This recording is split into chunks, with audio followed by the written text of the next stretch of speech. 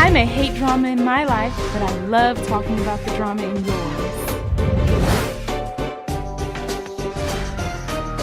I may watch too much reality TV, but you're listening to me talk about it. Hey everybody, how y'all doing? This is Fully. And this is B. And you have tuned into a new episode of RealiTEA-V. We're back. We're just gonna dive right in. Mm-hmm. Start up with some celebrity news for the week. Love and Hip Hop cast members Rayma and Papoose not only renewed their vows, but they are pregnant. Yay! Congrats! Which Congrats! Is really good. You know, with her second ectopic pregnancy, kind of really took her ability to have kids the completely natural way. So I guess they probably did IVF or something like that. But she's out of the first trimester, so meaning good she's for her. Probably like 4 months along. So congratulations to them.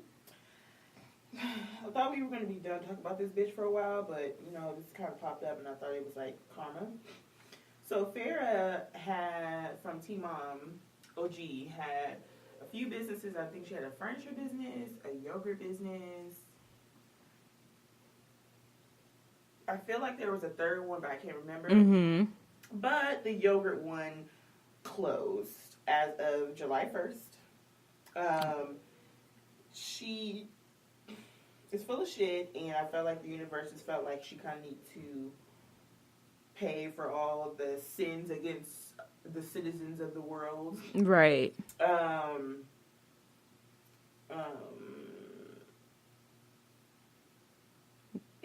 yeah.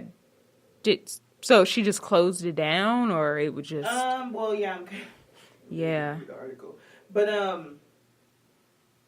it received a health score of 100 in 2017, 98, and then 94 in reinspection. The lease ended, and then they're gonna sell it. Oh, that sounds about right. And because she wants to sell it in grocery store chains. It's a long drawn out article for no reason. Yeah. Pretty much it's closed. It doesn't necessarily say why. Mm-hmm. It's just saying that it closed after this whole thing of her getting arrested and then getting fired for T-Mom or whatever. Yeah. It's from Radar. Yeah. They're just making a whole bunch of correlations. Yeah. And then last but not least, David Foster, who is the ex-husband of Yolanda Hadid from Beverly Hills Housewives, is engaged. Now, of course, it would be important because it has nothing to do with the actual Housewives, but it stuck out to me because he's engaged to Kathryn McPhee, which is really weird. Yeah. I don't know how that happened, but then again, if you really go through the connections of ex-husbands and ex-wives in Hollywood, especially the wealthy, kind of connect. Yeah, I guess. Together. I don't know if she's still doing music, but she was an artist. He's the legendary producer, composer, whatever his official title was. So I don't know. Maybe they met that type of way, but yeah, that is weird. They first met when she was 21 after finishing American Idol. Sounds about right. So he popped a question in Italy, and it was Kathryn's second marriage and David's fifth. Sounds about right too.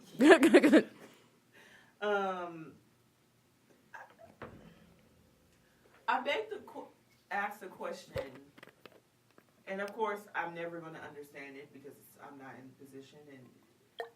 But how can a man get married 5 times? Is it just to appease the woman he's with?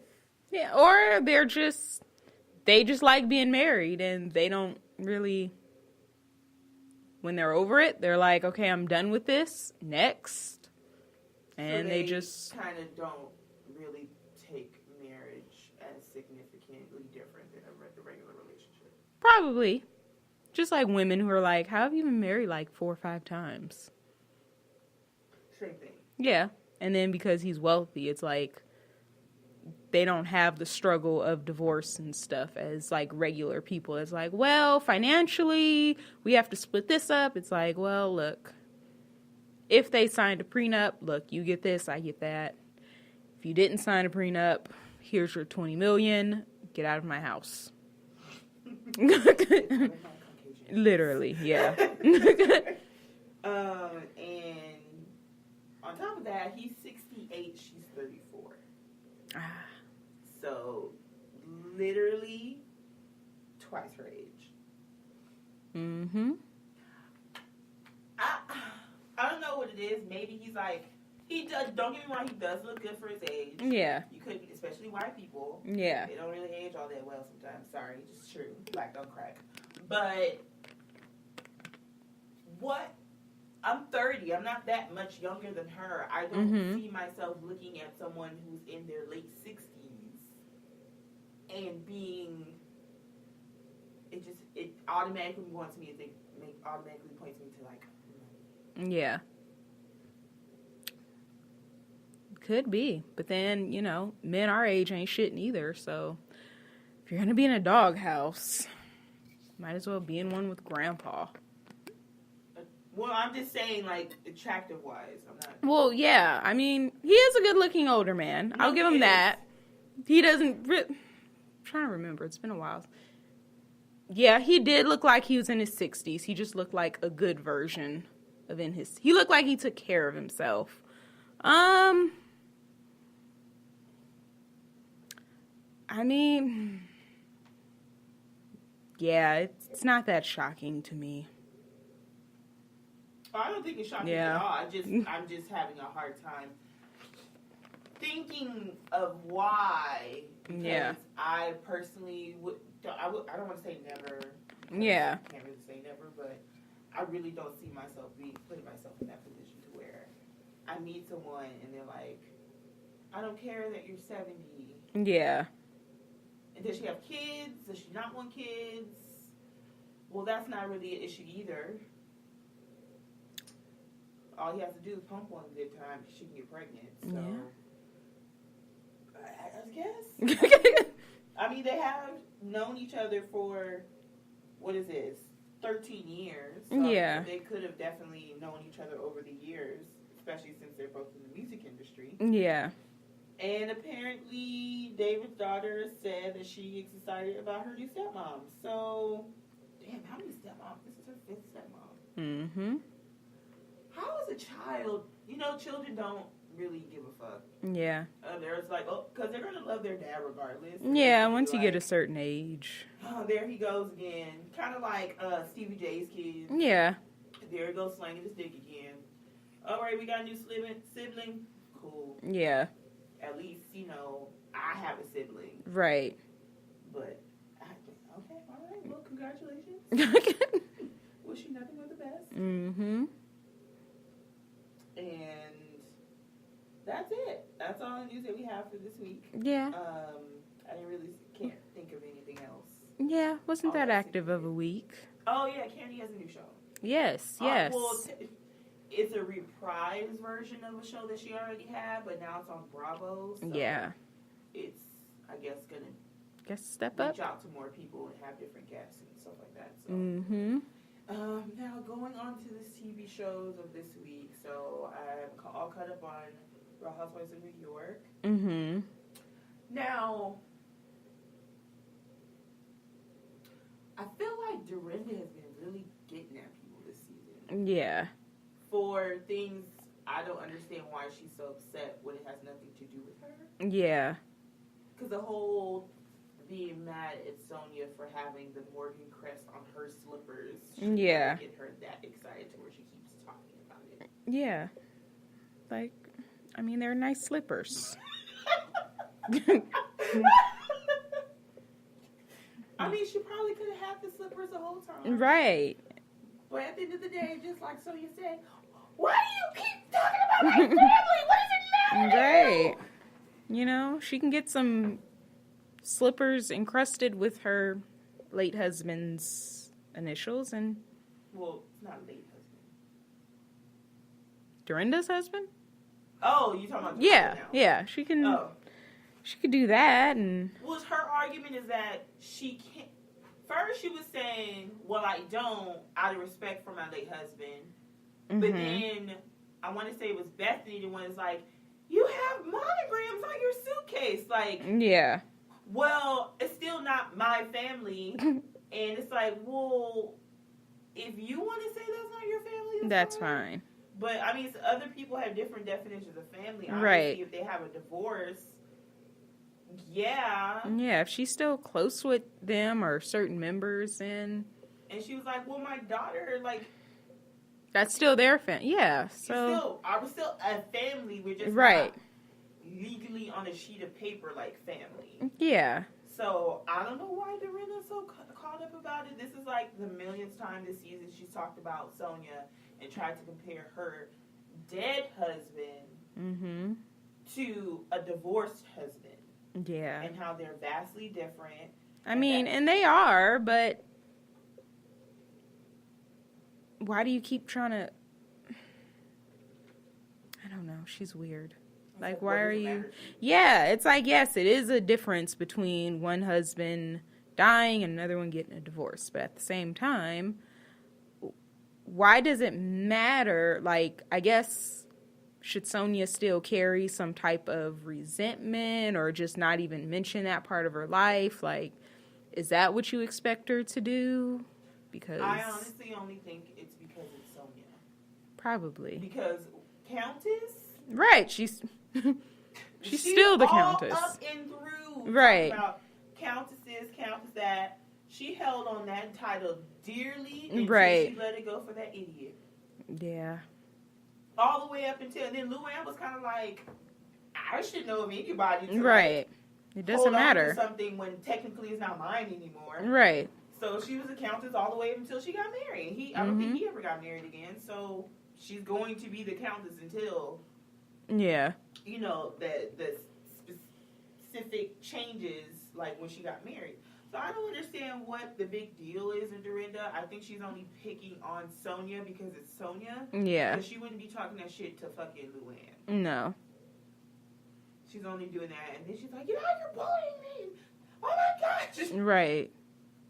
Just had it. I swear to God, if that was a whole bunch of black people, not white people, the whole situation would have been a lot different. Yeah, it would have. All the getting up and yelling and then Dorinda's like, you just calm down. It's like, just leave her alone. Right, you're the last person to tell somebody to calm down. I think it's because of Sonia, and I think it's because she's holding on to the Morgan last name. Yeah.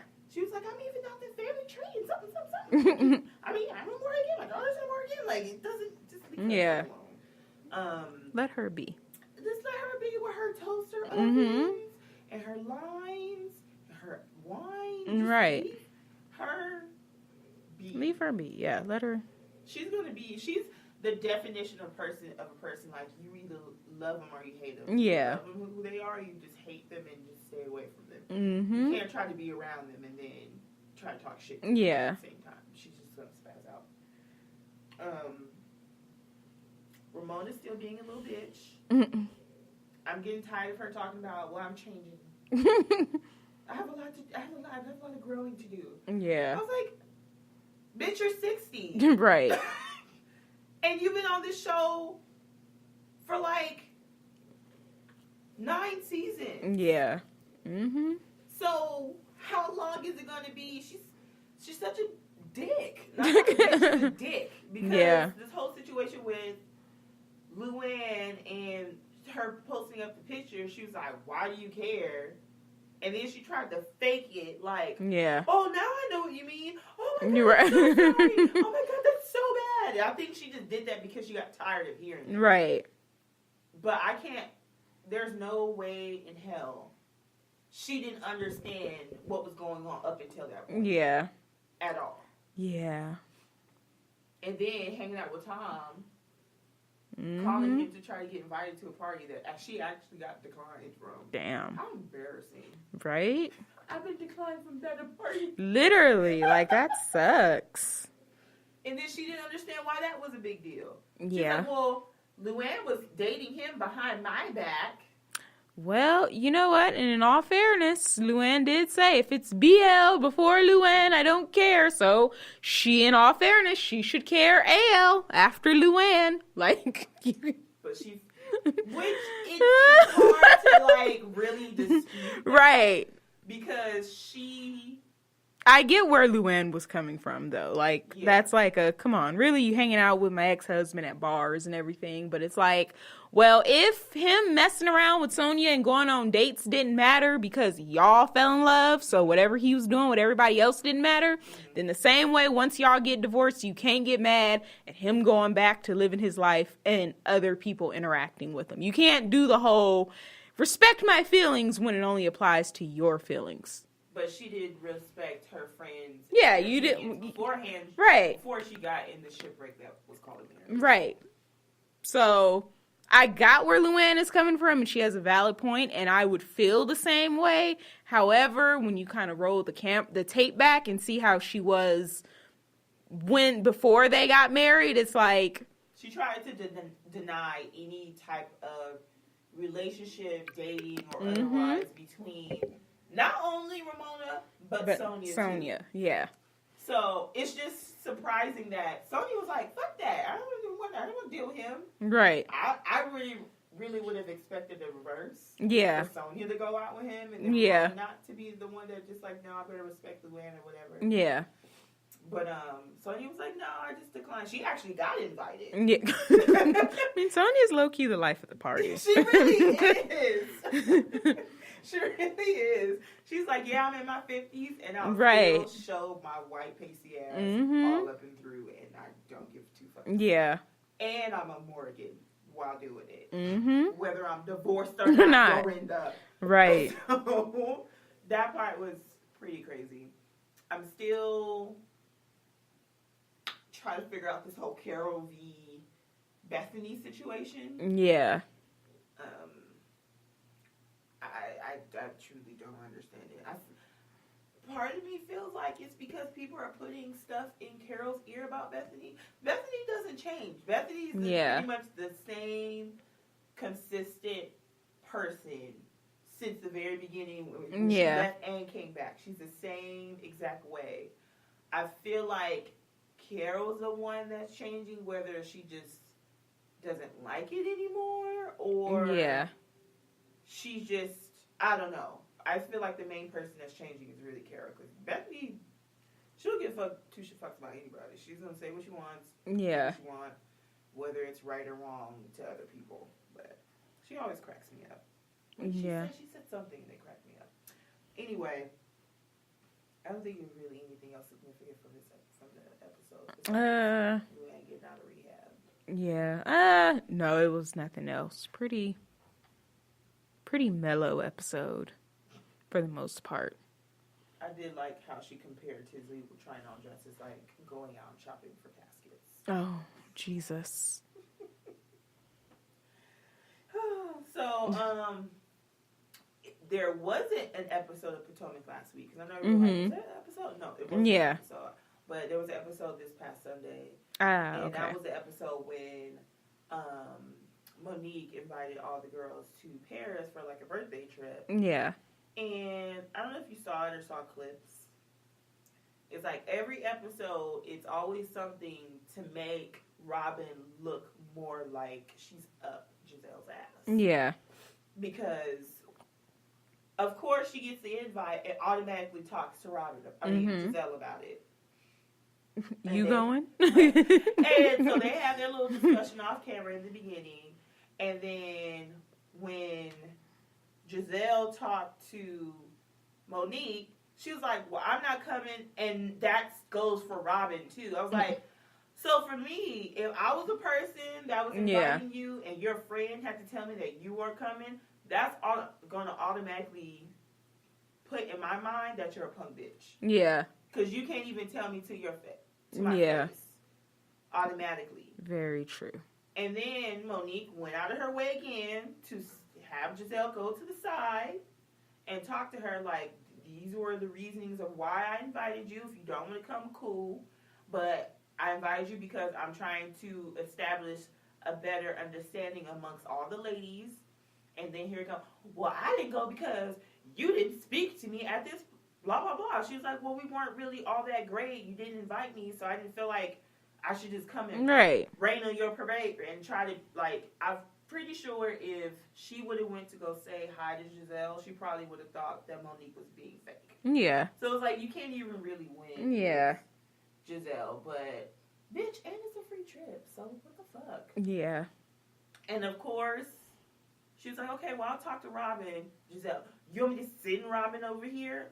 No, bitch, I can go and get her myself. You can leave her alone.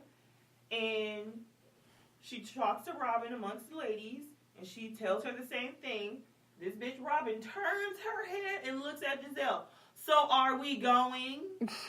What are we doing? It's like, you really can't do anything on your own. Yeah. And she was like, well, I'm going. I'm just... Those would have to be production or contractually obligated trips. Because if it was just like my own free, like, invite who you want or do whatever you want, I'm like, you know what? On second thought, you can't come. Like, I don't think they're contractually obligated. I feel like there might be bonuses involved. Yeah. Because there have been times where people have not been invited on trips. But I'm pretty sure, kind of like that show in Real was like, well, if you get this person to do X, Y, and Z, you'll get a bonus. I'm pretty sure that they do. Just like they find Kenya for, like, lying about her wedding or something like that. I'm pretty sure that they also give bonuses if they, like, go out of their way and invite somebody even though they don't want to. So. Yeah. But I'm like, stand your ground. If you feel like you don't want to go, then don't go. Why do you have to be like, well, I'm just going to go because my friend's there and I'm only going to be there to see what she's doing. Right. Why go to somebody? It's not even like a regular occasion. This is somebody else's birthday party. Mm-hmm. So to be like, I'm only going to your birthday party if this person comes and we're all on the same footing as far as friendship or acquaintanceship or whatever. Like, that's stupid because I'm like, if I don't want to be around you on your birthday, nobody's going to get me to be around you. And that's that. Which makes no sense. And if I truly do want to go, then I'm just going to be like, okay, you know what? Fine, let's go. Mm-hmm. But it doesn't make any kind of sense. Yeah. At all. And then just even me seeing somebody in front of me being like, do I want to go? Are we going? Should we go? I'm like, you know what? I'm going to answer that question for you. No, you shouldn't, and no, you won't. No. Yeah. You are not going. Like, it would just, like, no, if you have to do that much, like, like, do you think I'm that pressed over your attendance? Because we all know if we all had to pay for this trip out of our pocket, certain people ain't going.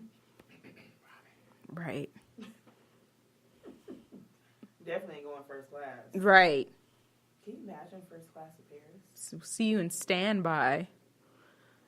That would just, Yeah, and that's crazy too. It's like, so you just kind of gave her another, and then that gives Monique ammunition to, like, talk shit about you. Mm-hmm. Because it's like, I'm over here trying to be nice to give you a free trip that you can't afford on your own. You should be thanking me. And you're over here talking about, I don't know if I want to go. Are you going to go? That's probably it. I don't know if I want to go. Probably like, are you sure this is paid for before I say yes? You know, like when you're in the store and you like, you what's the price of this? $100. You know you can't afford it, but you like, make it look like you pondering it when you already, as soon as you heard $100, fuck no. Oh, we're going to Paris? Oh, cool. Yeah, you know, last time I'm going to try to think about going to Paris and blah, blah, blah. I know, like, the first class ticket is about $6,000. So, yeah, I'll think about it. You know, I have to check my calendar. And she'd be like, oh, cool, but yeah, no, it's free. I said, you know what? Let me look you know what? I think I could tell my, my calendar is right. Clear, bitch. Let's go ahead and go. It's like, yeah, if it were me, just like you said, I would have been at the table like, you know what? I tried. Fuck you, you light-skinned, light-eyed bitches. You I don't devils. want you there. You can keep you and your blonde wigs in the U.S. I'm going to Paris for my birthday, and that is that. Au revoir, bitches. You're going to have light-skin versus dark-skin on the show. It's bad. Yeah. And Karen's like medium, so she can go with the dark side. Karen's just funny. She really is. And the more that they keep talking about, you're lying or it doesn't add up, and I'm just like, you know what? I would be lying too, because it comes to a certain point to where it's like, okay, if you feel like your friend, quote unquote, is lying about something, it's like, okay. But if it's her personal business, it's like her finances, the status of her marriage, like, yes, y'all are friends, but she's not obligated to share that with you guys. So even if she is like, well, she's leaving stuff out, it's her business. I would probably be on the show. She'd being like, you know, I feel like you don't care because you don't ask enough. Well, it's your business. I didn't think you wanted to talk about it. Like, I'm not going to try to drag the truth about your personal business out of you. It's so many people trying to hold other people accountable when it really should be full of mind your business. Like, really? And it's like, and because everybody, I guess Monique would be like the less person with all the bullshit. Yeah, but it's like, all y'all got your own bullshit on your plate. So I guess it feels good for once in a while to be like, well, look at your bullshit so you can deflect from yours. But right. Yeah, true. And Robin has a whole bunch of bullshit. Giselle definitely has a whole bunch of bullshit. Mm-hmm. I feel like even when Giselle sat down with Karen, and she was like, well, we want to talk to you because Robin, and Karen was like, no, bitch. I will talk to her later. Yeah. What do you have to say? Me, so tell me what so you don't like about It's so funny because she started, you know what? I'm just going to listen. Mm-hmm.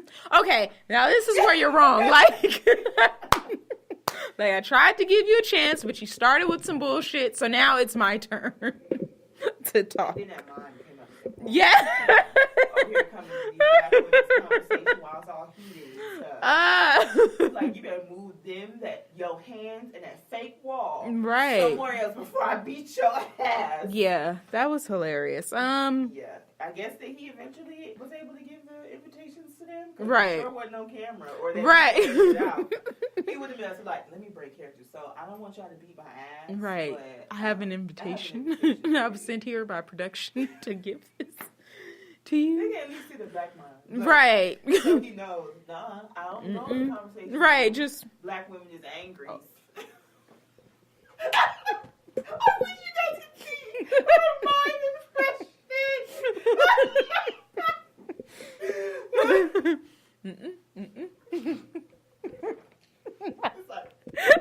Right. But yeah, it's so that was pretty funny. And then Karen was like, I don't know who the fuck this is. Like, this is so bad. Like, if you don't get away from us. Oh my God. But yeah. Karen, she is angry. I'm like, go ahead, let that country out. Let that country out that you've been suppressing since you've been in Potomac and Great Falls. Like, just let it all out. Yeah. And then, that could have been a part of the news, but I guess since we're talking about Potomac, we can go ahead and talk about it. Do you know Ashley released that single that she sang to her husband? Oh, it's a Lord. legit music video. Oh, Lord. In the tub of bubbles.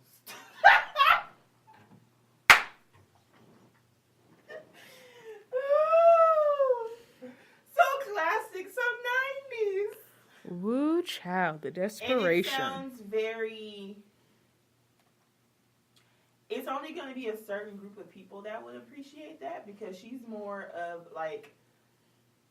I said certain group. I didn't say a big group. Just look on her face. I'm trying to figure out who's this group. I just said certain. I don't know. They're hidden somewhere. Probably I've never heard of this group before. But that's how... How is it a hidden unknown group? That's code for ain't nobody gonna listen to her shit. We don't associate with them. Even people we don't associate with, we still know the group exists. That means that's code for ain't nobody gonna listen to her shit. Like, if it was in the chart of the Mean Girls cafeteria, like, lunch table assignment, it'll be not in the cafeteria. That means they don't know what's going on. It would be that girl. Means all the people that got left out, they have no association with a specific group whatsoever. She doesn't even go here group. Like, Yes, her that came out of nowhere and was in that meeting like she went to that school and talked about rainbows and sunshine and butterflies. And someone's like, "Do you even go here?" She doesn't even go here. I just have feelings. That's actually.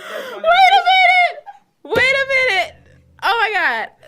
I feel bad because it took me 10 years to make this correlation. But how the fuck he's sitting there talking about she doesn't even go here when he's the only fucking boy in the goddamn At least he went to the school. He wasn't supposed to be. But that was the significance of why he said it. Because it's like, you're not even supposed Fuck, I'm so late. all girls in the...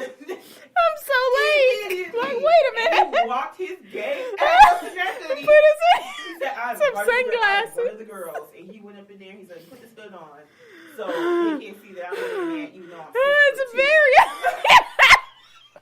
Fuck, now I need to go back and rewatch that movie just for that scene. It took my ass 12 years to realize, like, wait a minute. Because you were so used to him being all the right. details, so it didn't seem out of place. Yes. But in reality, the nigga not supposed to be there either. Fuck. But at least he went to the school. Because Tina Fey character was like, do you even go here? And her ass, wait a minute, you're a boy.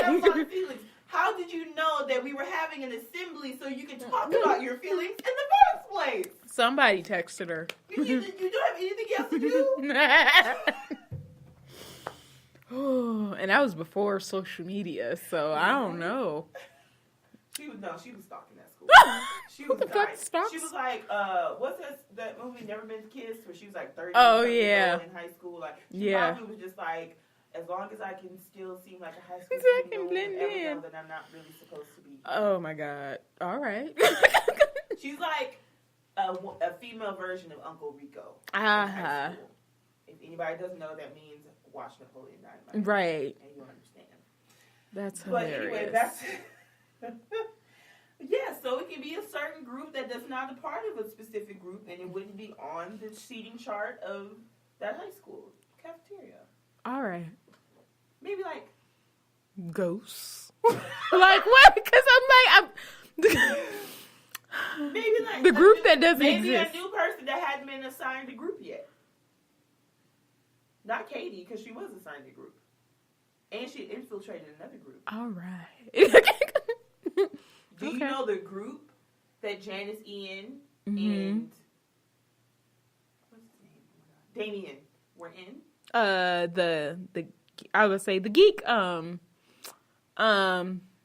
shit, they were smart. The smart group. Shit. Oh my God, no. Oh wait, that group. They are the fuck, I forgot the name. The group that Damien and Janice Ian were a part of was... Shit. I'm not a Mean Girls connoisseur. And you know why it took me forever to understand? Because in the very, very beginning, when she's going over the whole seating chart, they never were sitting at a table when they were going through the seating chart. Yeah. But when she was trying to infiltrate the Mean Girls at the Mean Girls table, and she was like, yeah, you don't even want to sit over there, even with the art freaks. And Damien and Janice were there. So part of the art freaks table. They were artsy. Yeah. So, yeah, but that was how you could... But that was a hard one, because they never really, like, went on the table. Yeah. We were part of the art freaks, yeah. I've watched that movie so fucking times. Well, good for Ashley and her video. I saw, like, half of a clip, and I was just like, I can't do it. I want to say... Mm-mm. And I was like, wait, is that the song she sang, like, in the what you call it?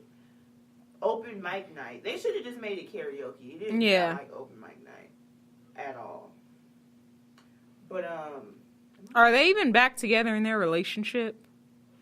Well, in their relationship on the show right now, they're living together. So she had moved back in a couple of episodes ago. Oh, okay. But well, good I guess for her. she wanted to like do some type of grand gesture. Oh shit! Here we go. Y'all ready? No.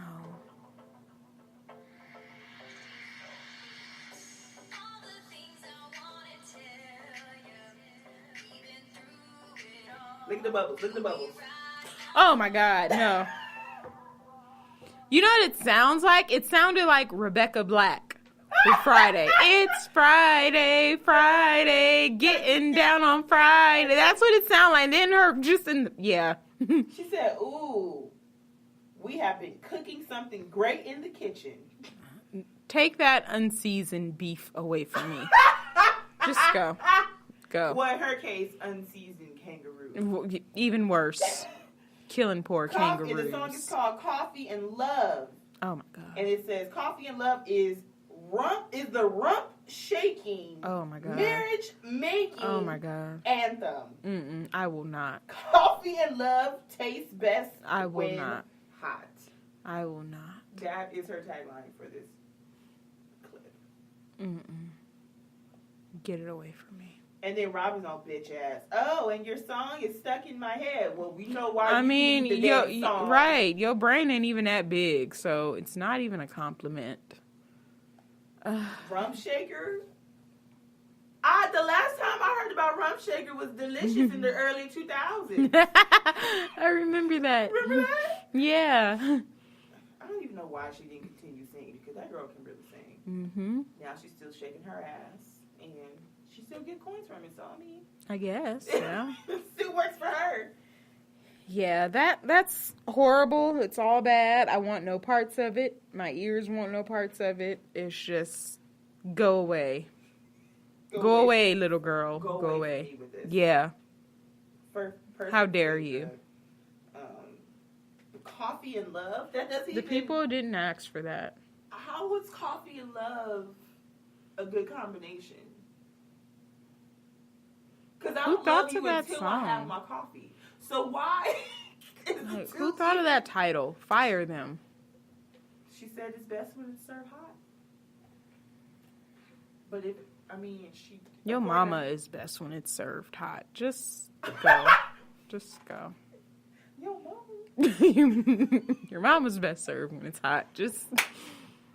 Your mom goes to college. She probably do need to put out some music if she gonna pay her mama's bills. Probably. Yeah. She's probably going to pay her mom's bills under the table. Right, because...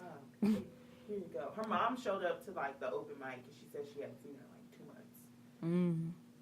But that was the weirdest piece of shit of all time. I think there's a line between support and lying to the person. I, unfortunately... had a stint of this in college. You know exactly who I'm talking about. Of supporting when they weren't talented. I think we all did. Complete and utter laptop music. Yeah. And so it's just you kind of want to support them, but it's I would clap my hands, but I refuse to say, that sounds good. Right.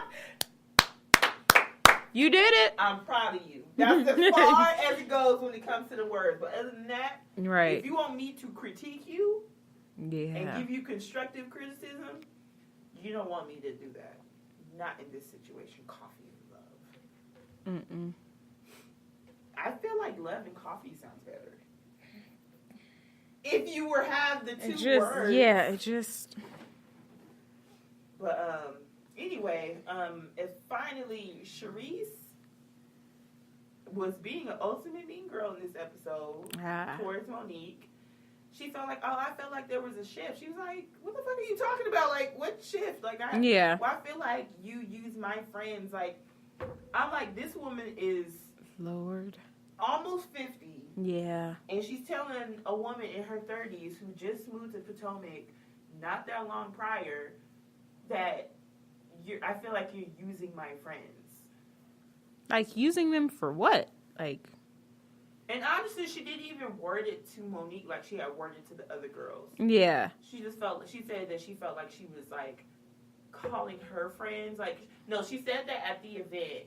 She felt like it was something that she put together, not something that they both did together. Mm-hmm. That's vastly different from what she told Giselle and Robin and felt like she was being used for her friend list. Those are two separate issues. Yeah, it is. One's much more smaller than the other. Right. So you gotta be, of course when the reunion comes, she's gonna be like, well bitch, you told me something else, but you told Green Eye Band is something completely different. Which Yeah. one is it? Now, everybody a punk bitch because you can't tell me what the situation is. Yeah. You can't be upfront with it. You don't want to tell me that you don't want to go to Paris by yourself, and you can't figure out whether you want to go by yourself or not. You have to have somebody else tell you. You want to tell people that you have a problem with me about what I'm doing, but then you tell me in my face something completely different and it's nowhere near bad. Mm-hmm. You have a failing marriage, but you're always in everybody's business, Ashley. Mm-hmm. So it's just like everybody can just go, and you can this, yes, you are a princess, you get mad at it and want to get divorced for it. That's probably like the dumbest out of all of them. Yeah. He called you a princess, and then Kendall was like, well, I haven't met you that long, and I kind of feel like you are. Right. And she was like, well, yeah, and I know, but just coming from him, it hurts. It's like, girl, you won't be back next season. She's not going to laugh. Right. Like, this is what you get upset for? Yeah. Okay. All right. Moving on to the next show. But yeah, we're not checking for Ashley's song. So Black Ink, I did catch up on that. It was like 2 episodes. Mm-hmm.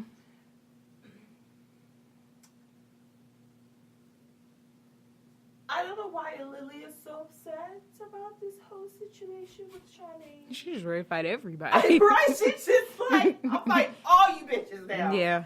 I mean, she is one of the newer ones of the shop. So, yeah.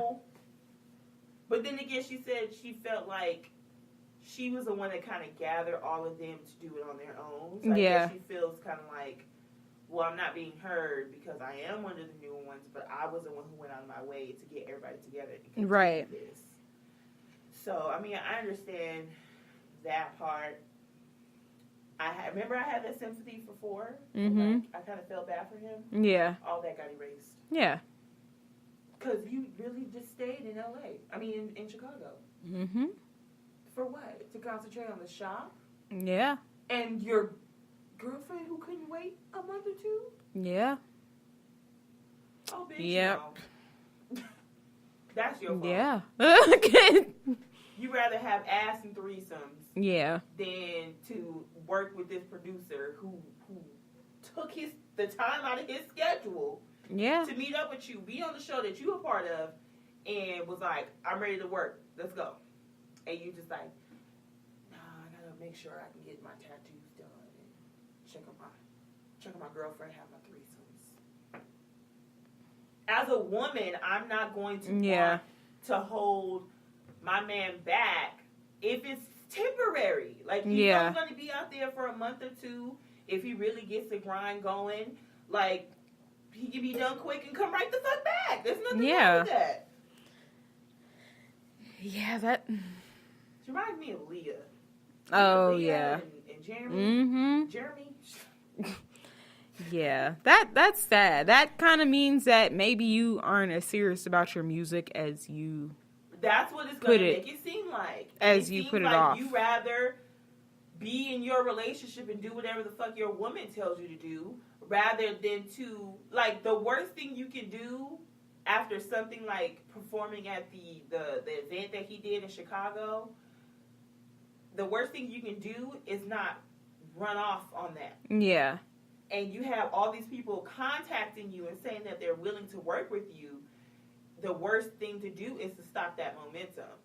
So imagine where Cardi B would have been if after Bodak Yellow she just stopped. Yeah. She just would have been a one-hit wonder. Right. That little hot spot, sweet spot only lasts for 2 seconds. Yeah, and he hasn't even had nowhere near close a Bodak Yellow. No. You haven't had a lick. You haven't had Forever. You haven't had any of that. So... No. Best of luck. So it's just he's just gonna be known for someone who's not taking this industry serious. You're a reality star musician. You rather be a That's really what it's gonna come down to. Mm-hmm. And you rather have threesomes, right? Because apparently that's the way to go. Yeah, I was like, oh, so that's where all your insecurity comes from. Okay. As soon as I saw that, I said, all right, not surprised. Makes total sense now. It's so fucking whack. Both of them. Nikki. I mean, yes, she's pretty. Yes, she's curvy. Yes, she, her hair is always nice. She got her teeth, nicely done and all bright and white. But it's like, you don't even want to expand your horizons because you like to be complacent. Yeah. And that's not the man that I would want for myself. Yeah. She feels like she can tell a man whatever to do and that makes him complacent, then that's not the kind of woman I would want to be. Yeah. Fuck all that straight teeth, straight hair, fat ass bullshit. Yep. I can't do it. And then you can open a shop in LA. You can get a distributor in LA for some hair. Like, there's just, like, you have to think about yourself. Be selfish in the situation, but smart. Right. Yeah. You can expand your hair empire in fucking LA. You want to compete with Kim Kimble and all that kind of stuff? I mean, it's going to take you a while. Oh, yeah. And some work to get up to that status. Right. But still. Yeah. Be a Tommy No Pickles that's just coming up and just snatching wigs and lace fronts left and right. Mm-hmm. Working at the BET Awards and, flying over here, getting paid to be in first class just to go do somebody's hair. But yeah, you want to stay in Chicago in the shop. Okay, I see how that goes. And have threesomes. Yep. And have threesomes with random bitches. Enjoy yourself. And then she said that she can only pick them. And what was the other rule? Shit, I forgot. I don't think it was that many rules, but yeah. I don't know. Yeah. I don't see. I wonder who brought up the threesomes first. I feel like it probably definitely was him. But then, I don't know. His face is like... Yeah, I don't... There, oh, God. Just trash. Just fucking trash. Right. I Yeah. kind of like Lily being feisty, though. Yeah. She's so little. She is. She really is. You tell me. Like, Right. And she's like, well, y'all don't want to listen to me, and we can't make decisions together. Fine. I'm about to start hiring bitches. Yeah. Sure enough, she came in and started bringing money. Yeah. And then it was just funny when then, I think it's the next episode, and Charmaine is like, you know what? It ain't about friends. It's about business. I'm like, oh, so now it's not about friends. But when Ryan was saying that the whole last 2-3 seasons, everybody was like, no, this is our shop. This is us. What about us? It's like. Now she's turning into a Ryan. Yeah. I'm like, okay. How did she do...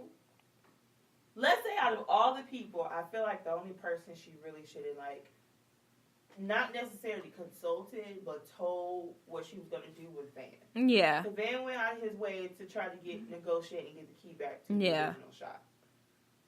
So for you to buy the LLC... Right, which is not even a big deal, dummy. Mm-hmm. Which is not even a big deal. Like, they could just be like, you know what? Well, now we're this, and I'm buying it. Like... Yeah, but then she couldn't be just like Ryan. And because you're doing it and not telling anybody, you're being just like Ryan, the same person that you complained about. Right. So, it could have been a group effort. It could have been something with Van. It could have been like you just like saw opportunity to do what Ryan did. And that was... And then it's like, but you're not even a tattoo artist. That part. So that's what really makes it bad. It's like, we can really just change the name of the shop, fire you, and then you just have an LLC in your name that really means shit to you. Unless you're going to go start your own tattoo shop and just get a bunch of tattoo artists to work in it. Like, you didn't... True. Buying the now had... Kat would have bought the LLC, or if she was still on the season, or even Van, or even Lily, or even Junior, then it kind of would have been okay. But you don't even tattoo. You don't even go there. Like, I hate to say it, I think Lily said it like last season, like, all you do, no, Kat actually said it, all you do is come in here, drink Hennessy, and shake your ass. That's all you do. That's when they weren't getting along. Yeah, like, that's... They talk shit about each other so fast. Right. Biden. I don't know. I mean, did she fit, especially since they weren't like a fully functioning business yet? Right. I don't feel like she understood that getting the LLC so early and like kind of rubbing it in their face. Yeah. Like, they can just change the name. Yeah. And then you are stuck with this business and no tattoo artist because you're not a tattoo artist yourself. Right. And I'm sure the shop is in Van's name.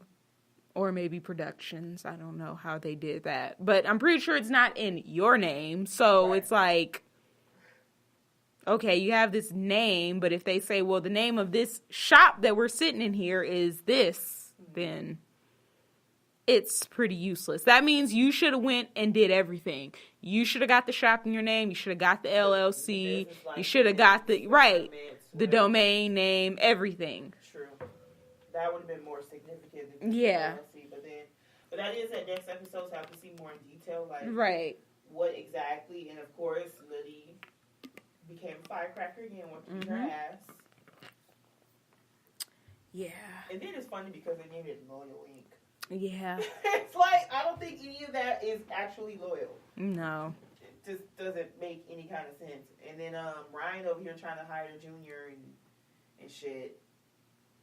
Because I guess he was the only one that seemed kind of loyal. Yeah. Because he was the only one that was like, this is his shop, and he's like the boss or whatever. We can't really X, Y, and Z. Yeah. But of course, he was the newest one compared to everybody. Yeah. Except for Lily, so I guess. I mean, he was already gone anyway, so. Yeah. Yeah, so we'll see what happens with that. Yeah. So, moving on. Oh, Scott, before we go into the new episode that we're going to talk about, new show that we're going to talk about. So, I think we did mention last week that Kat did open her shop in Beverly Hills. Come to find out, she's like the first black woman to open a tattoo shop in Beverly Hills. Oh, that's good. Congrats. Yeah. I heard that like the other day. Of course, some colors and comments came and was like, well, she's only was able to get that shop because she looks white. It's like, it's ridiculous, but I can't say it's too ridiculous. It's like, I don't know. I mean, the only time your race really comes involved in something like owning a business or leasing a space. Yeah. Is honestly when you ask for money for a loan. Yeah. She probably had these coins already. Yeah. Whatever it was to lease it. And if you're going to rent space, that falls under EEOC. Yeah. And you can't do that. Yeah. Knowingly, at least. So all that kind of flies out the door. Yeah. You know, it's just, I understand that, yes, colorism does, I mean, you know, racism and microaggression does play a part in people not being able to advance, especially in places like Beverly Hills. But then again, we can't fully just discredit her and her work and what she, and then she's like an actual artist too, because it's like a gallery, art gallery and a tattoo shop at the same time. It looks really, I actually really want to go. It looks really pretty. I saw a video on All That Digital or something like that, and it looked really pretty. And I was just like, it's actually really nice to see you not on the fucking show. Yeah, it was nice seeing her in a separate venue space publication online, like nothing to do with VH1 or Black Ink Crew or whatever the case may be. So it was nice to see that. So, but yeah, and then people were like, she looks Asian more than... I've always thought it was Asian and... Yeah, some people were like, oh, well, she just because she looks white. People were like, no, she looks Asian. She doesn't look just white. Yeah, I never thought she looked white. I thought it was more Asian. No, because she's half Asian. So, yeah. And besides that, it's a tattoo shop. Yeah. So... that kind of has a scarlet letter of Beverly Hills to begin with. Right. So it's like you kind of have to think about everything and not just automatically say like, oh, she only got it because she looked white. Yeah. Maybe. Yeah. But the chances of that in this particular case is probably really low. Yeah. In my opinion. But anyway, congrats to her. Hopefully it's going to flourish and get her lots of money, because I know that rent space in Beverly Hills is not fucking cheap. Mm-hmm. But then again, selling the art would really help too. Yeah. So it should work out for her. Now, going on to the next show. I caught up on Southern Charm. Mm-hmm.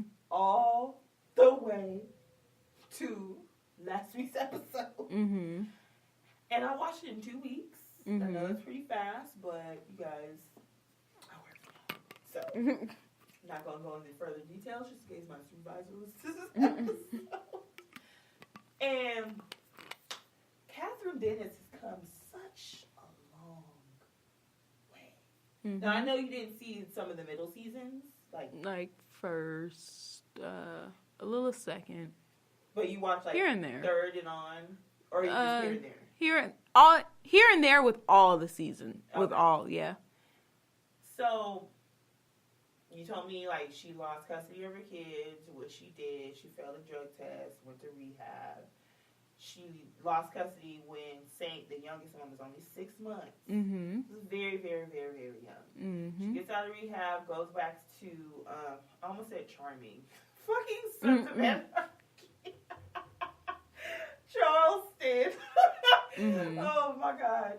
That's funny, charming. She went back to Charleston and wound up, I think she stayed with like her mom's or something like that in Knox Corner or whatever it's called.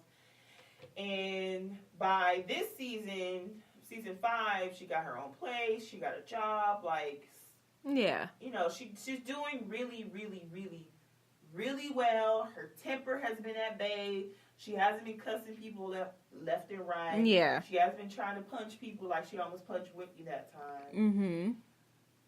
Then Thomas decides to get a new girlfriend. Yep. Her nickname is Trashley. Yeah. When I say you thought Kathryn was bad? Oh, yeah, she's a lot worse. She's the fucking devil. Yeah. Mm-hmm. The stuff that she would say. See, it's dangerous when those who are not in a relationship with the other parent of their child, when you start to put stuff in that your new partner's ear about the other person, they have no chance of getting to know that person for themselves and developing their own mindset of how they're going to handle and respond to that person. She tried to fake it in the beginning, like, you know, I want to respect you as, she told her to her face, like, I know you don't know me, he didn't really tell you about me, but I just want to let you know I respect you as a mother of, you know, his kids and blah, blah, blah. She's like, okay, thank you. And they actually sat down, had lunch together, and it was cool. Yeah. You know why this bitch went off? Because she didn't invite her to her party. Because she didn't invite her to a fucking party that she does not have to be there. Yeah. And not say, you know what, it hurts my feelings because I felt like we were going on a good path. Yeah. She didn't say, like, well, Thomas wants to be there and I want to be with Thomas. This bitch had the audacity. Like, if I was there, I would beat her ass for her. To tell Kathryn that I see those kids more than you do. Mm-hmm. You're just egg donor. Yeah. Don't forget, you lost custody of your kids. You forget what you did? Yeah. All because you didn't go to a birthday party? Yep. And it makes California look bad because she's from LA. Oh, yeah. And it makes it, and then the way she was talking, I was like, I felt like she was high. Probably or drunk, one of the two. She has this look in her eyes, like she just turns black, like she's not there. And then she kind of slurs her words. She kind of talks like Dorinda. Yeah, she does. Did you notice that? Mm-hmm. I said, see, this kid more than you do. It's like, right. Are you okay? Right. And the fact that Thomas is just sitting there like, I ain't saying shit. Yeah. Because I ain't trying to piss my girlfriend off. I ain't trying to piss Kathryn off. And that was a true test. Right. Of seeing the change in Kathryn. Mm-hmm. Because even Whitney was like, that's some fucked up shit. Yeah, I would have failed. You would have failed? Yeah. Oh, yeah. Because at the end of the day, and I know how people are like, oh my God, it's such a test. And it's like, I know she has to be on her best behavior for the sake of her kids. But for the sake of the rest of everybody else, I don't give a fuck what y'all say. Like, or what y'all think. Like, this woman is disrespectful. And then the fact that the father of your kids can sit there and be like, well, she is wrong, but I don't want to say anything. Like, that was the worst part. That, to me, yeah, that really was the worst. Like, I don't know where that would be acceptable at all. Yeah. I don't feel like it was a test of, like, her keeping her emotions at bay. I was just saying, like, it's a test of how she's using her newfound place to hold herself back. Because every single person that was there, Whitney included, was like, if you would have got up and beat her ass, right, there would have been no judgment from me, right, and there would have been no bullshit talking from me. Even Whitney. Yeah. So the fact that everybody, and it felt good to see everybody have her back. Yeah. Shep, Whitney, what's the face that souls? Craig. Yeah. Danny. Like, all those people, like, have her, because Thomas, the main person, should have had her back. Yeah. And then she was just evil, and then the boat ride he went off on Chelsea. Mm-hmm. How are you gonna go off on her? What the fuck she do? She can disinvite her and kick her out the house. You can't tell her she can. She left the house. And I'm pretty sure Shep would be right along with it. Right. He was like, I do not like her. Yeah. I just, it's been a long time since I've been lost for words and felt my blood boil. Yeah. While she was talking. Yeah. And she's fucking crazy. She's fucking insane. Mm-hmm. And the audacity. And then this comes from, like, I'm a mom too, so I felt like, I think my blood was boiling because I'm a mom, and I know if anybody would say that to me, whether I lost custody. And mind you, she's not holding herself back it's not for the sake of the kids. Yeah. The only reason why she had to keep herself at bay is because of Thomas likes to retaliate. Yeah. Because if Thomas was the type to retaliate, I'm pretty sure she would have whipped her ass. Yeah. That has nothing to do with the kids. Kids ain't there. Well, kids ain't there. They stay for the nanny and all that kind of stuff. Cool. But because Thomas likes to use court as, like, a way of retaliating against something, like, well, I don't like what you're doing, so I'm going to take you to court. The past two reunions, he was like, if you keep up, I'm going to take you to court, and I make you lose everything you have. It's like, why do you have to keep taking her back to court for something that you don't like to hear that has nothing to do with it? Right. And then the minute he would have did that, I was like, well, Your Honor, while he's showing footage, let me show you footage of this woman in the house while my kids are there, sleeping in the bed. And it's outlined in our custody agreement that we would not have significant others around our kids. She did mention that, yeah. And he gets to do whatever he wants. Yeah. And you know what? It's. I would say, yes, she did. She probably did do that, like, if they went to court after a while. But from personal experience, 90% of the time, that's an easy thing. Yeah. It's unfortunate, but the one who has the lawyer and the money and all that kind of stuff usually is the one that, well, I mean, it might play a role because she was being so evil and so, like, aggressive for no reason. Like, she didn't even let Kathryn really tell her officially, you can't come. Yeah.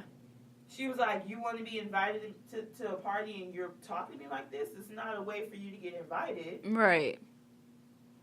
Like, and you just spew all this stuff, and then you get mad because she texts Thomas like, I don't feel comfortable with her being around kids. Mm-hmm. And now you want to take it personal. And then keep calling her a fucking egg donor. Yeah. She calls her that in the season finale that happens this week. Like, bitch, I'm going to take this pipe and bust you upside the head if you decide to call me an egg donor one more motherfucking time. Yeah. And then guess what? You do that, Thomas retaliates. So guess what? You have to hold all that in. Mm-hmm. And be this emotional wreck that you were before you went to rehab and try to compress it and not go back to the ways you used to compress it before. That's fucked up. Mm-hmm. Sorry, you're a lot more passionate. I saw this episode like a month ago, so I'm trying to remember it. Like, yeah, that's what happened. Well, yeah, because I'm just seeing stuff, Yeah. Well, no, this episode happened last week, so. No, that argument was like 2-3 episodes ago.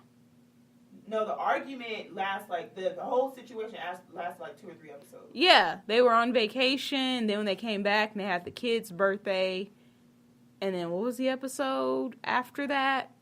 Was it, what's his name's beer releasing or beer tasting? Or was that the same episode's birthday party? It's kind of runs in together. Yeah. It's still one of the last few episodes. So, I'm just seeing all of it in one bunch. It was a lot. And I'm a mom at the same time, so that's where a lot of my passion comes from, because I just wish a bitch would. But we'll see what happens in the season finale. Mm-hmm. I'm proud of Patricia, inviting her to this Winter Wonderland party. Mm-hmm. Only because, and I did see how you were talking about, I feel like Kathryn and Shep would be a good. Mm-hmm. And sure enough, I kind of feel the same way. Everybody in the comments in the little video for Southern Charm on Facebook are like, I hope they, get together and they just look so cute together and blah, blah, blah. Mm-hmm. Come to find out, they actually were hooking up over time. More than that one time. Yeah. Even after, I think, rehab and stuff, too. They were not surprised. Right.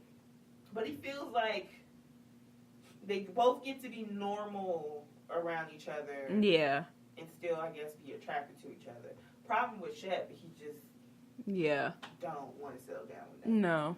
So, but yeah, we'll see what happens on the season finale. Mm-hmm. And last, we can talk about Teen Mom. Mm-hmm. Now, we already know that there's a, what's her face? Brianna. Mm-hmm. Kale. With Javi in the middle. Yeah. So in this episode, Javi is supposed to propose to Brianna. Mm-hmm. After, I want to say it was 4, maybe 5 at most months of dating. Right. And his big sister was like, you're doing too much. Mm-hmm. But, you're going to do what you want to do. Right. And she was like, do you want the happy version or the real version? He was like, happy version. Like, of course. Huh? And then, I don't know if we talked about it, so remind me if I talked about this last week already. His problems with Brianna were that she was going to Dr. Miami to get breast implants, tummy tuck, and in her words, make her ass smaller because he got fat. Uh-huh. Which after she got pregnant. Because she already got a BBL, but then it got exploded. Oh, Jesus. Yeah, she had it corrected. I actually saw it on Snapchat because she had posted on her Instagram. Yeah. At the time, I was like, ooh, I wonder if it's still on Snapchat. I watched the whole thing. Right. It got so bad. Man. That she had to go get it pretty much corrected. And they said that's normal, especially after having kids. Yeah. Because imagine all that weight you gain that's in your stomach, all those cells are now in your ass. Yeah. So when you're gaining weight, instead of gaining in your stomach, you gain it in your ass. Lord. And then it didn't go away. So it was almond shaping, wide, just... Yeah. Yeah, so she pretty much went to get a revision. Now, he does it free or heavily discounted for them to do it on Snapchat for the RealiTEA-V people. Because Kale got her BBL, but I don't think she gained the weight, in her ass Brianna did. And it was around the same time, too. Yeah. Javi had a problem with that. Mm-hmm. He told her, he said, Well, do you think that that's a good idea with work and your future and my work? Negro, I done been got this ass done before you came around. Right. What the fuck you gonna think I'm about to do now? Do you not know me, bitch? Right. I'm trying to see what that has to do with anything. Why are you telling me about my future? Right. What does it fucking matter when I already had this plan? Right. Before we even made it official. Very and before true. I even thought you were going to be anything significant in my fucking life. Mm-hmm. And now you going to come in and question my discounted titties? Yeah. How dare you? Right. And what else he said? He said, you know, and he was just questioning, like, think about your future and, like, work and, you know, I have a career and, you know, and stuff like that. I want a family and blah, blah, blah, blah, blah. Now, I'm quoting what they said toward the end of the episode, but obviously this stuff wasn't on camera during the time. So she goes to Delaware to visit him, and before she even gets there, he goes to Kale's house to drop off Lincoln. For Isaac's birthday party. He wants to talk to her off camera to tell her that he was going to break up with Brianna before Brianna even showed up in Delaware. And told Kale that she was right about her and he was going to break up with her. Of course, she gloats after he leaves. Right, but it's like, I didn't see the episode. It was like, sound like she didn't do anything. So basically, I'm going to get to that. Okay. You can go into that because I'm going to get to that. Yeah, I'm like, so basically she just, so because, okay. Yeah, no. You know what? Lesson learned. Just. You'll be able to go into that in a minute because I do have that point too. So he leaves, she gloats. He was like, so we talked about upstairs that she's all happy, like, bitch, calm down. Right. He said, you're always right. And I was like, what? And he was like, I'm going to break up Brianna. And, of course, they're going into detail. He wants to have kids. She doesn't want to have kids right now. He wants her to move. She doesn't want to move. No, neither one of them want to move. Yeah. And blah, blah, blah, blah, blah, blah. So you tell your ex-wife, who had a problem with the girl in the first place, and you were trying to defend Brianna against your ex-wife. You tell her before you even talk to Brianna that you already planned this. Premeditated this breakup. Right. And then it's like, wasn't the last episode you just told her that, like, you were getting deployed or something for, like, 6 months? Mm-hmm. Like, so, I mean, a little kudos to Brianna for being like, hold the fuck up. A bitch already got 2 kids with 2 baby daddies. I'm not about to be 3 for 3. Hate to say it, like your ex-wife. Right. Like. And by then, he found out that he didn't have to be deployed anymore. Yeah. And it felt like he wanted to get married in the beginning just because he was being deployed. Yeah. But I think after Brianna found out like he wasn't getting deployed, I guess she kind of felt like, well, the fuck, nigga, if you ain't going nowhere, why the fuck we rushing into it now? Yeah. I mean, it kind of just sounds like he does want a wife or a woman in his life that's like, do what I say, when I say, how I say, where I say it, and the minute you step out of line, then we're done. Honestly, Brianna, you low-key dodged a bullet, because at least you're not stuck with him forever like his ex-wife. I'd be like, you know what? Kale, you can gloat all you want, but the gag is, you're actually stuck with this fucker. Right. But that's crazy. That's... Yeah, so... Pause. Those just things. Oh. I don't know if he's ever going. We're taking let's say an intervention. An intermission. And I did forget to put the key back under there.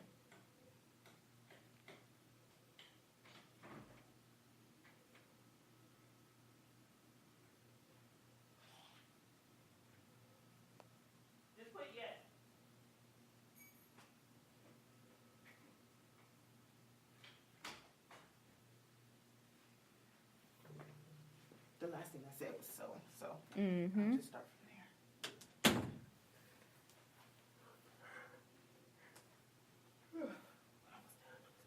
there. All right, and we are coming back from our intervention of an intermission right now. You're throwing me off. Sorry.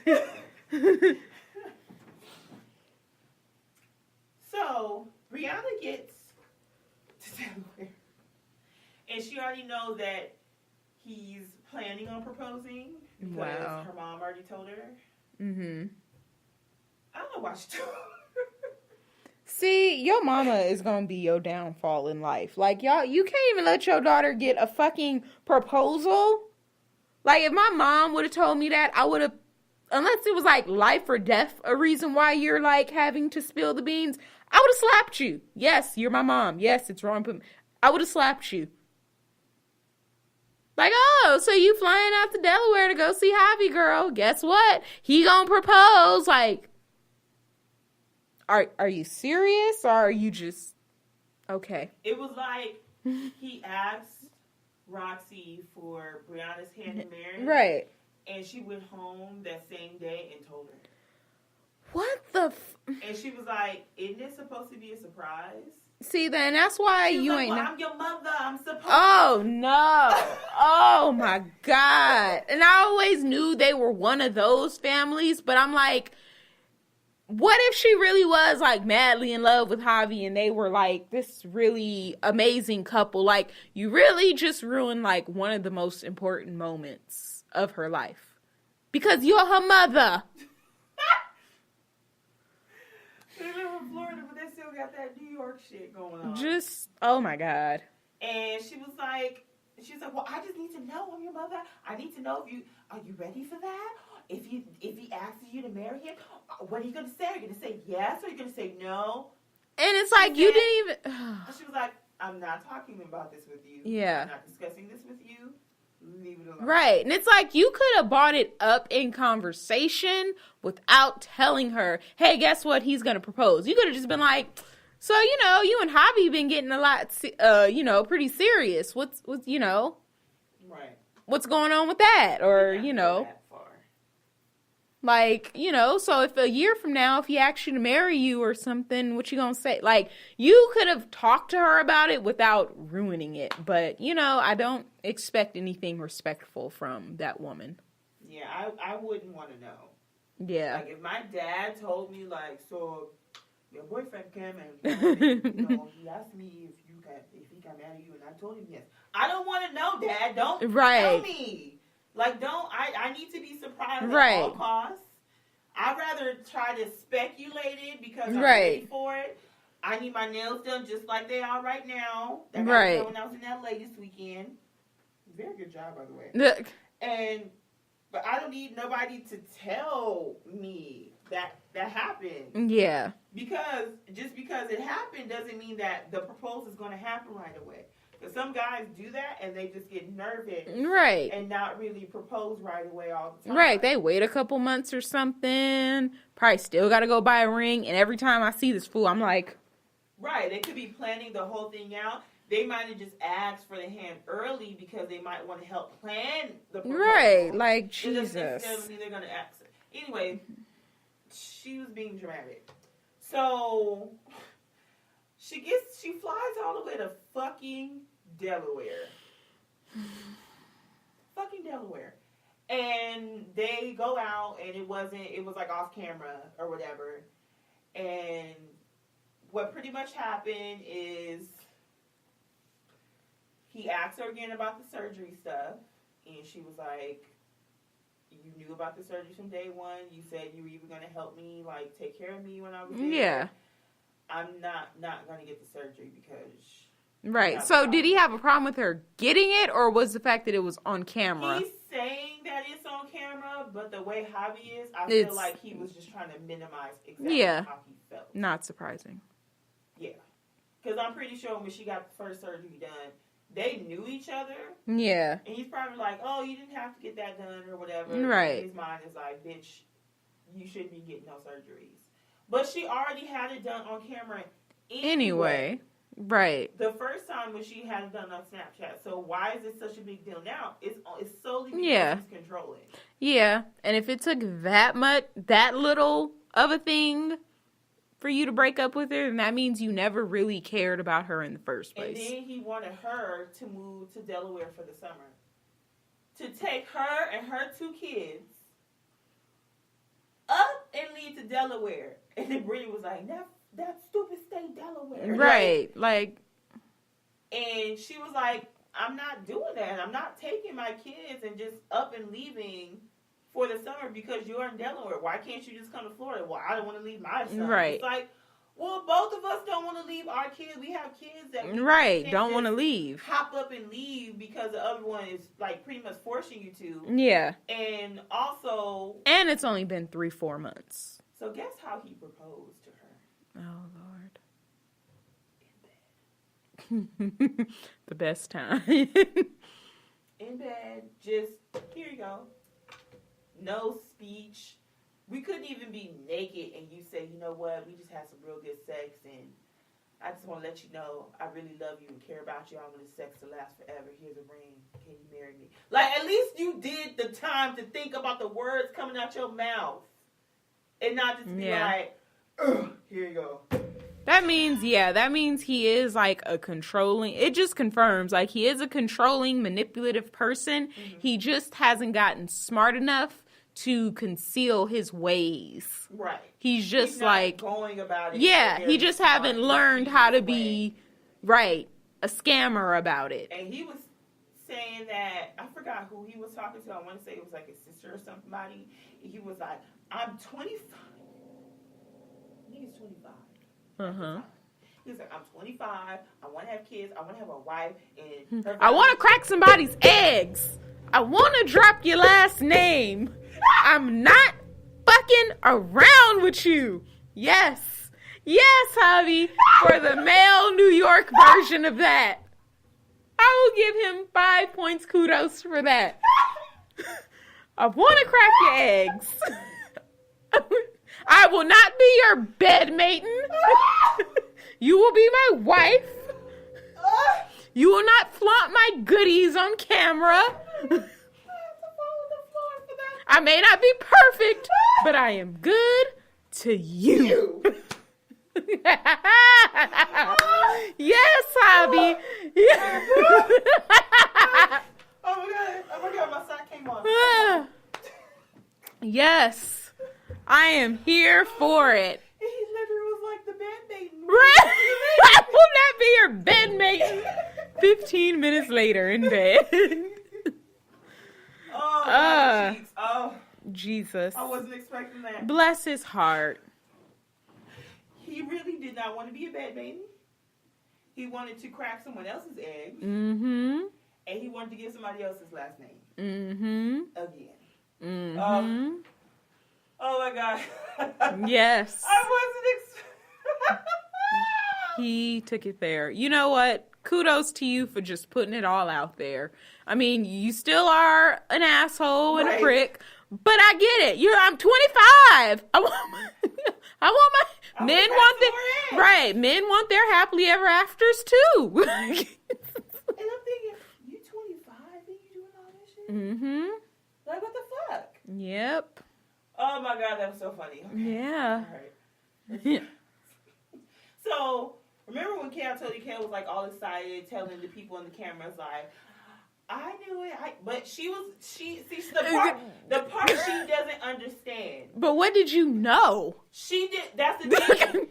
When she was like, well, Javi wants this and she doesn't want that and they don't want the same thing. But then she tries to explain, I'm right. I'm always right. But I knew that she was a piece of shit pretty much. And I'm like, but you never said really that. Has nothing to do with that. According to you said in your words, your only problem was that your kids was being included in activities and festivities that you did not know about. And that part was not cool with you. You never said anything about Brianna's this type of female or this is why y'all relationship won't work. Which leads me, and I don't even care for Brianna and her family, But it leads me to believe the whole time Brianna was on to something. It was like, you might have really just been jealous that he was moving on. Mm-hmm. Because even if they would have broke up, if your only issue was that your kids were staying in hotels with them and they were like, you didn't like the way it was going and you were being left out of it, you just would have been like, well, I could told you that shit wasn't going to last, but all right. Thanks for bringing your son by. I'll see you later. But the fact that you're sitting here glowing, I knew it. I'm always right. Well, what? What were you yeah. about? So that means you had some side conversations where pretty much, yes, you were upset that he was moving on, and you were upset, or maybe he wasn't even upset that he was moving on. But the fact that he moved on with Brianna was really your issue. I think it was a combination of both. I feel like it was a combination of him moving on maybe 10%, but who it was 90%. Mm-hmm. Right. I feel like who it was 90%. Now, if she really would have thought about this, she was like, well, everybody knows. I guess she felt vindicated that because everyone thinks that she's such a piece of shit, that she's like a drama baby mama, but in actuality, like, yes, half of what she was saying was true up until the part where she knew how Brianna was. Right. Blah, blah, blah. No. Y'all, this does really make it significant that y'all both left or stopped dealing with the same man because of the same issue. And it wasn't even her fault, sadly. That's what I'm saying. Like, it has nothing to do with, like, a lot of people think a lot of the Kale situation, like, Kale was the reason why. Yeah. And all that. But it's like, no. The only person in common between these two bitches is this man. Yeah. So, I feel like if they would have came from that perspective, like, Brianna did say, like, he is controlling. Like, he's just kind of like, I'm not that type of person. I'm not going to just get up and Brittany, she had a wisdom teeth pulled. You know, he wants you to be like Kale. Well, he knocked her up. He wants you to be a baby mama and be stuck in dumbass Delaware. And I hate to say it, but it sounds like that's what he wanted. Yes. And he wants a woman that he can control. And then that's what he calls disloyal. Yeah. And he probably saw Brianna and thought, oh, she got 2 kids, 2 baby daddies. She probably wants like a dad for her father. And it wasn't like that. Like, yeah, I mean, you can kind of save me, but I'm still going to do what the fuck I want to do. Yeah. And I have a small bit of newfound respect for her standing her ground. Who, Brianna? Yeah. Yeah, I don't think she would have. But see, that's the thing. I think Kale and Brianna have a lot of things similar in their personality. Yeah. Because both of them are not people that are really going to put up with any type of bullshit for too long. Yeah. Not too long.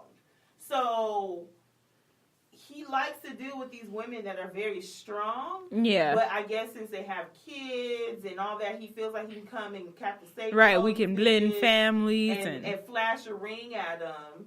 And mind you, Kale was only 20 years old. Yeah. Married. So it's like you kind of have to think about that too. It was much younger.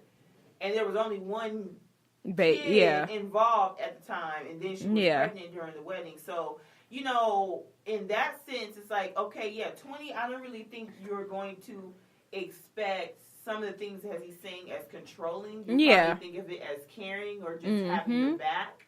But as you get older, which is probably what happened as people get older and they become the person they're supposed to be, they're going to be like, I don't deserve this shit. And it got to the point where Javi was being super, super controlling. Everything she did was suspect and cheating eventually. Yeah, that's a lot. And then it gets to the point where it gets to the media and everybody watching the show, they believe Javi, which is saying, well, she cheated on me. And it's like, she keeps saying the same story over and over again. I already filed for divorce. We already have gone our separate ways. Right. We already moved out of the house. Like, what else do you want? If you want to say I cheated because we were still on pieces of paper, cool. But we weren't together. Yeah. We weren't together whatsoever. I did not cheat on you. And it seems now that Javi is the type of person to take things and blow them out of proportion. Yeah. So now it's like, well, you can't even really believe everything Javi says. And now that this whole situation with Brianna happened, I'm like, bitch, I wouldn't have moved too. Like, they both that's a lot. More than 2 kids. They both have families that they have to take care of. The only reason why Kel, I think, moved was because he was in the military and because they were married. Like, they were married at that point. So, at least then you're like, well, that is my husband. I'll go where he goes. And then, fucking Joe, he is a good guy. He said, I'm too far away from my son. I'm going to Delaware. Yeah. He moved him and V all the way to Delaware. Just so he can be with Isaac. There's not a lot of men like that. Yeah. But, so kudos to him. But if these 2 women, Kel and Brianna, would really see what the problem was, it's not each other. Right. It's Javi. Yeah. He let that whole situation between Brianna and Kel marinate and get to this volcanic eruption because he felt like it was feeding his fucking big-ass ego. And it really has nothing to do with either of the girls. But now, it's too far gone now. They're just not going to like each other or whatever. Because Brianna kind of came in her first season with the drama with Javi. And that's kind of the first impression with everybody. Yeah. And then she went off on Leah, which she really shouldn't have. Yeah. But it just made the whole situation. Bless their souls. Huh? Bless their souls. Well. Oh, yeah. Leah might get back with Jeremy. Oh, yeah. I saw that episode. Well, I just feel really weary about getting back with exes, and I'm not too familiar how it is to get back together with an ex-husband. Yeah. So I want to say yeah, but then again, it's like, you don't really know everything that happened for them to get a divorce. Of course, the whole him working out of state all the time was like a huge issue. And her spending all the money was a huge issue. Yeah. I don't know if there's other things that could cause, like, their marriage. And yes, things have changed a lot with her, but that doesn't necessarily mean that their dynamic is going to change. Right. It's like, even if you do go down that path, make sure whatever issues y'all worked out. Y'all really actively talk about.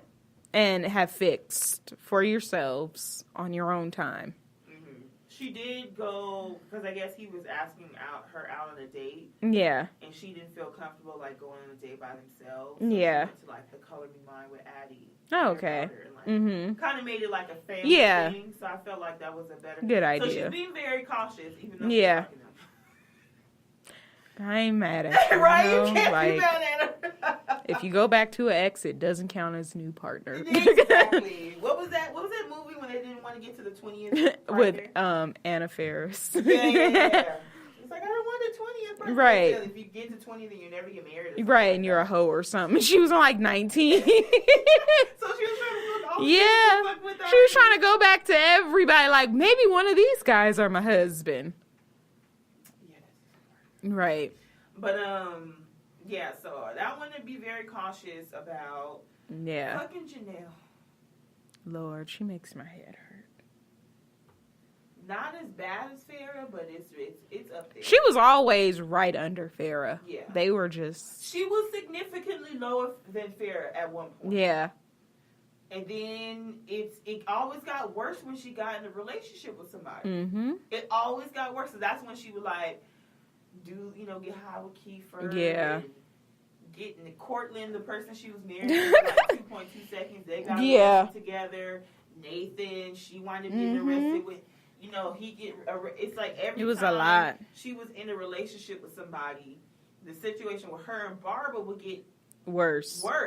Because now it's like 2 against 1. 2 against her, but now it's kind of backfired because now Barbara has Nathan and his mom on their side because they're both trying to fight for Jason Kaiser.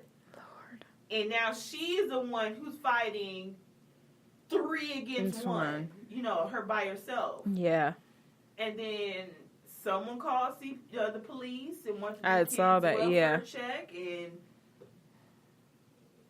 he's what I would call he's full of redneck white privilege. Yeah, he's scary. Redneck white privilege. Mm-hmm. I feel like it's a lot worse because there's guns and stuff involved. Right. And a lot of gay slurs. Mm-hmm. and all that caused MTV to be like, well, fuck that, we ain't filming with you. Yeah. We already got rid of one bitch. We gonna Right. keep on doing it. Mm-hmm. We learned our lesson with her, not to keep Right. letting it go on and on and on and on and on. And on Right, because I'm like, if y'all gonna take Catfish off the air while you investigate Neve for sexual harassment claims, Right. you can't keep him on the show for continuously saying gay slurs. Like, Yeah. you just, all types. you of can't. This horrible. Like, thing. do you know who runs Viacom? A bunch of gay Jewish people. You can't say that. Right? They kind of forget, like, who's Right. up there and Right. like, make the decision of, like, to get rid of all that. Yeah. And then they forget, like... They do. Yeah. But he was the kind of person who didn't give a fuck. Yeah. If anybody didn't do anything the way that he wanted to, he was cussing them out. He even cussed at the kids when they went on their little birthday thing. Mm-hmm. Surprised her with Rihanna tickets, and she looked at it. Oh, Cardi B. Like, why the fuck you give me these tickets, this black bitch? Like, Right. That's what she looked like. Right, and then it was like, I love her. Are you sure? You got more excited with Kesha than you did with Rihanna, so we already know that you right. are not. Because you didn't start thinking about an outfit to pick out. You didn't do any of that. Feather in your hair. Right. So, okay. You have a court appearance to miss. Right. But yeah, he's out of all the men that she has dealt with that we've seen on camera, he's been the scariest. Yeah, he scares me. And me. it's sad because A, they have a kid together in the same house, and B, he's just crazy. Yeah. He gets mad at the smallest things. Yeah. Just like at the reunion, like he went off and like started getting balloons and stuff because they didn't have any more beer. It's like, seriously? And you can see the fear in her eyes sometimes. I don't know if you noticed, but like when the cop came over and she was like, "Can you leave our property?" She was actually talking to the police officer very diplomatically, like, "Look, we keep getting harassed. CPS has come many a times. Nothing has ever been founded." Yeah. And she was like, "Okay, well, I'll just go ahead and let, the department know, whatever. And she's like, "Cool. I got him to leave." Here his ass come.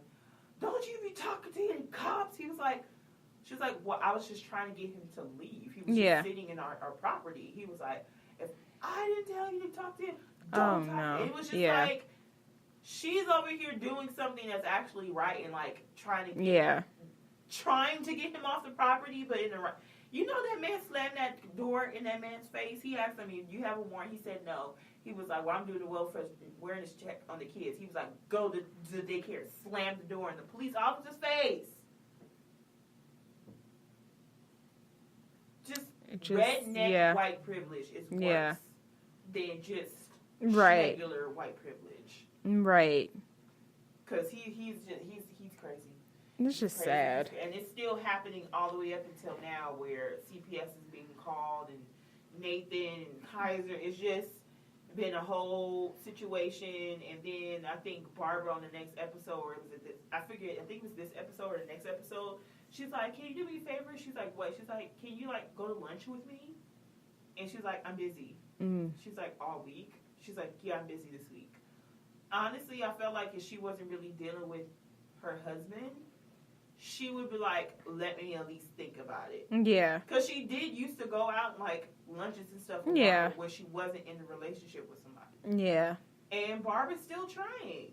That's sad. Isn't that sad? She's like, "I want to have lunch with my daughter. My daughter doesn't want to have anything to do with me." Wow. But that whole situation is like, that's really the correlation of when it gets worse is when she's in a relationship with somebody. Yeah. Because she gets that person to get hyped up as much as she does. Yeah. And then they pump her up to the point where she wants to like fight and retaliate. And then eventually the guy finds out that she really ain't shit. Right. And it's too late because they already had kids with her. And then now all of a sudden they're fighting. Mm-hmm. And now they fight with the kids. It's like the same cycle over and over again. I'm pretty sure whoever Jay's biological dad is like, "Oh my God, I dodged a bullet. We're not going to know what this family." Because he would have been in there trying to fight too. Yeah. Jesus. Isn't that bad? It's a lot, but bless some of their I souls. mean, it's not, Kale's nowhere near as bad. Yeah. Because she does at least try to eventually get everything real calm. Yeah. Because she gets to the point where, you know, Isaac can go with Javi. Yeah. Isaac can go with Javi and can go with Joe's. And Joe and Javi get along. Like, it's still, like, trying to always get it back to square one. Oh, yeah. Joe and Kale went to court. And he came out, he gave Kale a hug. She was like, what's that for? He was like, I've always actually wanted to give you a hug after we got out of court. Yeah. We just never got to that space, you know, just so we could be on good terms. That's good. And I'm like, God damn it, Joe, you have gone a long fucking way. Because he used to call all types of bitches and cut the kids out the house. Man, yeah. So, yeah, and he was like, no, she's like, well, yeah, we can talk about it outside of court. We don't need to. He was like, yeah, we can just talk about it. She was like, my only problem is, like, you know, 50-50. I just want to make sure you go take him to his games and all of that. Yeah. And I'm fine. And he was like, okay. I was like, that's good. Yeah. And so Javi, she said it was good up until the Brianna situation, according to her. Yeah. And then he kind of agreed, so it might go back better. Yeah. No, she did. Because he wound up being on the fucking podcast that she has. Yeah. And remember when Brianna was going off on social media? Yeah. It was because of the podcast. Yeah. And she went I remember off. reading that. Yeah. And because now it just really looks like they tried to paint Brianna as being like this bad person. And as far as their relationship, it's like she really didn't do anything wrong. No, she didn't. And honestly, it just makes Kale look like, to me, in my opinion, that like you really were upset of the fact that he was with her. Mm-hmm. Which, I mean, had you would have just said that in the beginning, it would have been like, okay. Yeah. You're human. I get it, but yeah. I would have accepted it if she was like, you know what? I just have a problem with him dating you. Yeah. Because you're supposed to be a co-worker and you coming up in my shit and now you're causing fucking drama. Yeah. It was the first time in T-Mom history where castmates have dated each other. Yeah. I would have been there. I would have took it better if she would have just been honest from the beginning of why. Yeah. Like you hid behind the whole being around your kids and you not knowing it thing when the minute when she tried to text her and was like, hey, I want to talk about some stuff. And she was like, I don't want to talk about it. Well, enjoy my sloppy seconds. The minute she said that, I knew. I was like, now we're getting somewhere. It's not because of your kids. It's because he's with her. And that's when Suck My Dick came along. Yeah. And so I guess she just kind of used the podcast as an opportunity. Like, so y'all together or not? Yeah. And he was like, no. He was like, well, I mean, you let her call the mother of your child X, Y, and Z and say, suck my dick and blah, blah, blah, blah, blah. Like, all on the podcast. It's at the end of the day, Kale, this really has nothing to do with Brianna. This has everything to do with Javi and the fact that you still try to paint her as, like, a horrible person. Right. She really only did something based off of what Javi said. Right. To be real. Yeah. He gave her the whole, Kale was disloyal. I need somebody who's loyal to me. And blah, blah, blah, blah, blah. She causes so much drama. Oh, at the reunion, call Javi. Oh, why are you full of drama, Kale? Blah, blah, blah, blah, blah. Yeah. And I think Kale knew the whole time. Like, she said in the after show, like, he actually was trying to, like, hook up with me and stuff while him and Brianna were, like, talking but weren't official. Yeah. So he was telling her one thing right. and telling Brianna another thing. So it's from the beginning he was just fucking around and just trying to get some woman somewhere to be in a committed relationship with him. And then when finally Brianna came along, he was like, well, I don't need Kale anymore. And it's like, you still have a kid with her, though. Right. Lord. So, yeah. So, you know, the type of person Brianna was, she went all types of off. She started saying, fuck you. And the latest after show, she said that she saw the clip where, and that's another thing too, a lot of them don't know what's going on until a show airs. Yeah. So she didn't know that Javi already talked to Yeah. Kale and said that, like, I'm going to break up with her, premeditated. So she said that it hurt her feelings. Yeah. Because understandably. she didn't know what was happening, but obviously Kale knew what was going on. And it felt like it was just, like, all against her. So, I mean, at the end of the day, these bitches have a whole bunch of shit in common. Javi was an asshole. Javi was controlling as fuck. Mm-hmm. And he just tries to make it seem like he doesn't do anything wrong. Yeah. And he's full of shit. Yeah. Full of shit. And she said in the after show that his girlfriend was like 6 months pregnant. And she felt like he cheated on her. I wouldn't put it past him. Because a lot of people feel like the minute they decide in their mind they gonna break up with you, they're done with you. True. Even though if they ain't told you for another 3 weeks. Like, yes, I told you June 1st we were broken up. But in my mind, the relationship was over April 25th. Like, that's just what some people do. Right. So technically, I was single. You wasn't. That's, yeah. But anyway, that's the end of our episode. Make sure you follow us on Twitter, Instagram, and Facebook, RealiTEA-V. Mm-hmm. You have an email, realityv@gmail.com. I can be reached personally on Instagram, Twitter, and Facebook at Fumia Dagoon, and on Snapchat, EbonyA88. Look for me on Facebook, Roberta Smith, and Instagram, Leave It To Be, with the number 2, not T-O. Yep, that's where you can find me. You can find me. Shut up.